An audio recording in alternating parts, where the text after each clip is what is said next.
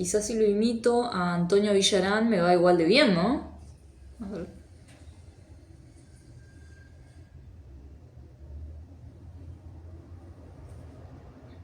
No me sale.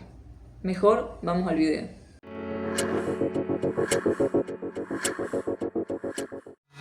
En esta oportunidad vamos a hablar de Judith y Holofernes, obra de 1599, del gran pintor Michelangelo Merisi, Caravaggio. La obra mide 1,45 m de alto por 1,95 m de ancho. Eso quiere decir que soy ligeramente más alta que el alto de la pintura, un poquito, un chiquitito. Dame fuerzas, Dios de Israel, en esta hora. Fueron las palabras que pronunció Judith en el lecho de Holofernes, mientras éste yacía borracho y con toda su fuerza le hirió 2 veces en el cuello cortándole la cabeza.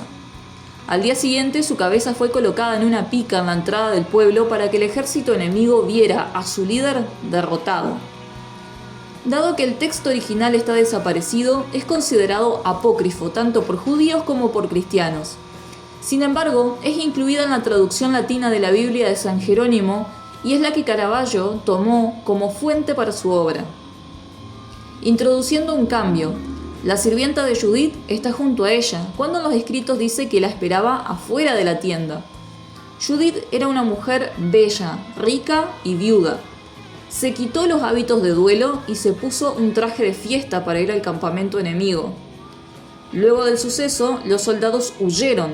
Israel estaba salvado y Judith volvió de la tienda sin ser mancillada ni avergonzada. A finales del siglo XVI, cuando Caravaggio pintó el cuadro, este era un tema de moda. Nos encontramos en la Contrarreforma.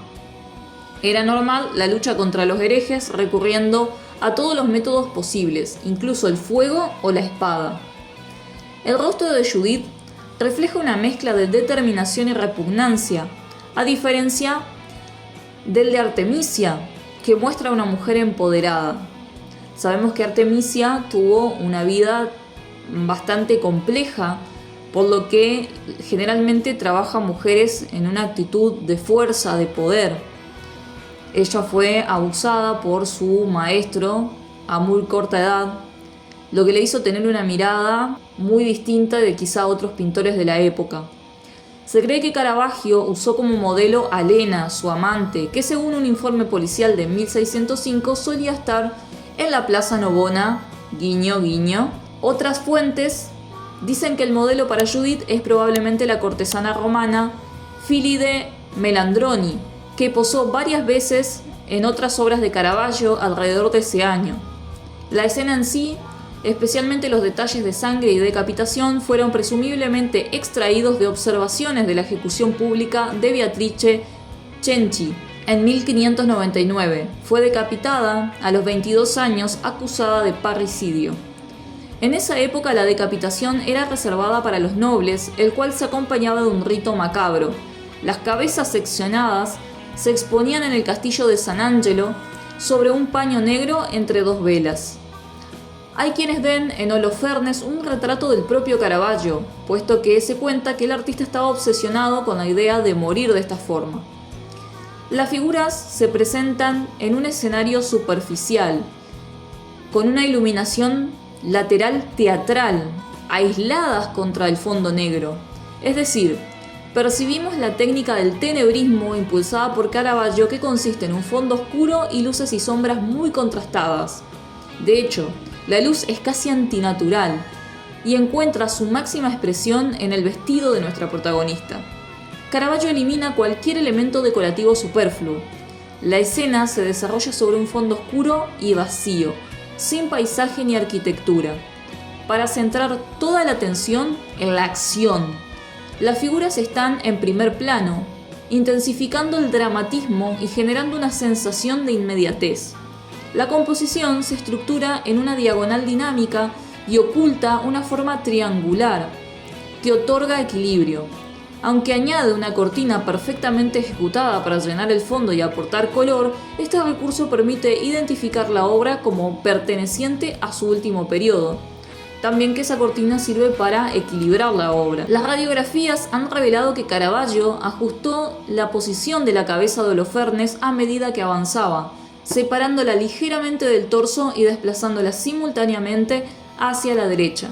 Pero ya que hablamos de la obra, mencionemos también al artista, y es que Caravaggio era un pintor muy controversial. Las controversias en torno a él son extensas y abarcan tanto su vida personal como su obra. Su comportamiento a menudo fue problemático, con acusaciones de agresión, peleas y hasta un asesinato, lo que le llevó a huir de Roma y vivir en el exilio. Su arte también generó controversias, especialmente por su enfoque realista y su representación de temas religiosos como modelos de la vida cotidiana, como prostitutas, lo que se consideraba indecoroso. Vamos a hablar de los problemas legales y la violencia en la obra de Caravaggio. Caravaggio tuvo una larga lista de cargos, incluido escritos difamatorios, agresión y eventualmente el asesinato de Ranuccio Tomassoni, lo que lo llevó a huir de Roma. Tenía fama de irascible y se involucraba fácilmente en peleas callejeras o de bar.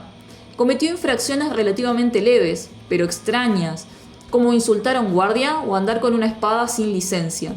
En una ocasión hizo un agujero en el techo para que entrara más luz natural mientras pintaba. Esta improvisada carpintería le dio a su casero motivos para echarlo. Además, fue llevado a juicio por delitos graves al menos 11 veces, entre ellos dejar una cicatriz a un guardia y lanzarle un plato a la cara a un camarero porque creía que sus alcachofas poco hechas eran un insulto. Los historiadores de arte siguen debatiendo los detalles específicos y el contexto de la muerte de Ranuccio Tomassoni, aunque sin dudas murió a manos de Caravaggio. Tomassoni era un proxeneta romano que de alguna manera había insultado a una prostituta a la que Caravaggio admiraba. Caravaggio le pidió que jugara un partido de tenis, en realidad un juego que es como un precursor del tenis, como pretexto para iniciar un duelo. Algunos estudiosos creen que la tensión entre ambos comenzó por una deuda de juego, mientras que otros creen que Caravaggio no tenía la intención de matar a Tomassoni durante una pelea por este partido de pretenis. Se escapó de la prisión después de agredir a un caballero de alto rango. Durante su estancia en Malta, el gran maestre de los caballeros de San Juan le ofreció a Caravaggio el título de caballero, lo que presumiblemente le había asegurado el indulto de su sentencia a muerte. Sin embargo, agredió a un caballero de mayor rango durante otra reyerta, lo que llevó a Caravaggio a prisión y lo despojó de su título. Escapó y se dirigió a Sicilia, donde vivió en constante temor.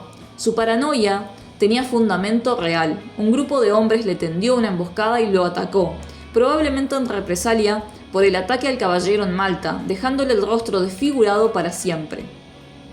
Intentó utilizar cuadros para conseguir el indulto de una sentencia a muerte. Durante sus 4 años de exilio buscó constantemente el indulto del Papa por su sentencia de muerte tras asesinar a Ranuccio Tomassoni. Envió cuadros como David con la cabeza de Goliat y Salomé con la cabeza de Juan el Bautista a amigos y familiares influyentes que contaban con la confianza del Papa con la esperanza de que pudieran mediar en su indulto. Murió antes de ser indultado. El rechazo de sus obras. Sus obras, especialmente La muerte de la Virgen, fueron rechazadas por los encargos debido a su representación de modelos de la vida real y por considerarla indecorosa. En este caso, La muerte de la Virgen, se cree que Caravaggio no solo pintó a una prostituta para representar a la Virgen, sino que además había muerto ahogada, y lo que él pinta es el cadáver muerto de esa persona. Representación realista y controvertida. Caravaggio utilizaba modelos de la vida callejera como prostitutas para sus obras, lo que se consideraba una innovación y a la vez una provocación para la época. Acusaciones de homosexualidad y pederastía. Su estrecha relación con el adolescente checo y la presencia de hombres jóvenes en sus pinturas junto a sus compañeros generaron especulaciones sobre su orientación sexual. Debate sobre autoría de sus obras. La dificultad para verificar la autoría de alguna de sus pinturas, así como la constante aparición de nuevas atribuciones, mantiene viva la discusión sobre su legado. La mafia italiana podría haber robado un cuadro de Caravaggio. En 1969, la Natividad de San Francisco y San Lorenzo de Caravaggio fue robada del Oratorio de San Lorenzo en Palermo. Aunque la obra nunca se encontró, miembros de la mafia italiana afirmaron que la pintura solía exhibirse en importantes reuniones y encuentros de miembros de alto rango de la mafia, pero que había sido dañada y posteriormente destruida. La obra estaba valorada en aproximadamente $20 millones. La causa de su muerte aún no está confirmada. Los académicos continúan debatiendo la causa, los detalles y la cronología de la muerte de Caravaggio. Murió en algún momento de julio en 1610 mientras intentaba obtener el indulto papal y regresar a Roma, quizá incluso a bordo de un barco rumbo al norte. Algunos historiadores afirman que probablemente murió de sífilis, malaria o brucelosis. Otros creen que fue asesinado en venganza por Tommasoni o el caballero al que atacó en Malta. Sus pinturas podrían haberlo matado. En 2010 se encontraron huesos humanos en Porto Ercole, que según los científicos probablemente pertenecen a Caravaggio. Los huesos reflejan un nivel tóxico de plomo, casi con toda seguridad proveniente de la pintura con la que trabajaba, de forma física y desordenada, que podría haberle causado la muerte. La reputación del artista por su comportamiento errático y violento, síntoma común de intoxicación por plomo, refuerzan esta teoría. El Papa Francisco fue un ferviente admirador de Caravaggio.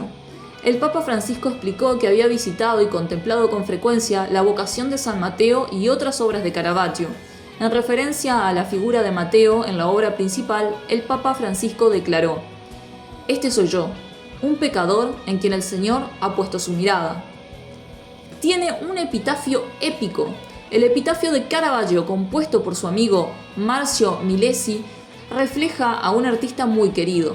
Dice así: Miguel Ángel Merisi, hijo de Fermo di Caravaggio, en pintura no igual a un pintor, sino a la naturaleza misma. Murió en Porto Ercole, llegando desde Nápoles y regresando a Roma el 15 de agosto del año del Señor en 1610. Vivió 36 años, 9 meses y 20 días. Marcio Milesi, jurisconsulto, dedicó esto a un amigo de extraordinario genio. Gracias por llegar hasta acá. Te agradecería mucho que te suscribas y dejes tu like. También podés apoyar este canal a través de Mercado Pago. Y hasta la próxima historia de arte.